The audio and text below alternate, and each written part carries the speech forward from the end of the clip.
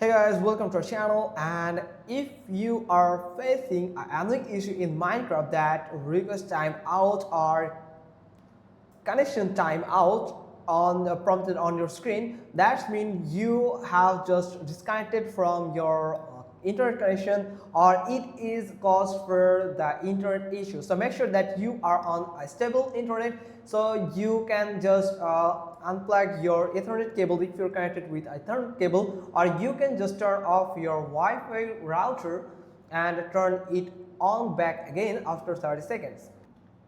Then you can try to relog into your Minecraft account and see if it solves or not. Or if the problem persists, then you can simply click on your Windows button, or simply tap on the Windows key on your keyboard and search for command prompt. So here it is. So simply click on it, and here is the command prompt where you can find this. Now here you have to simply type ipconfig /flash DNS. Now after sorry for that, we have to add a slash from here, not this.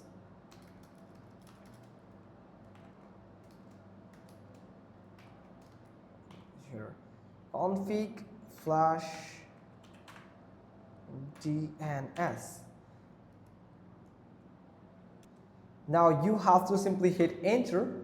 So I'm going to hit enter. Sorry for the space. IP config. I have just add a mistake here, so just like this, flash DNS. Make a space here. Again, it is not this actually, so we are going to add this one here, just like this.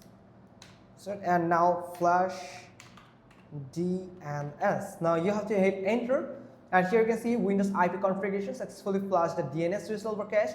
Now you can try to log into your account, or if the problem persists, then you can do another thing. Then you can go to the Windows again and you can search for network, view network connections. So you can find it where you can find your preferred network that you are currently connected. So if you're connected with Wi-Fi, then you can go with Wi-Fi, or if it's Ethernet cable, then you can simply click on that, double click on that Ethernet cable.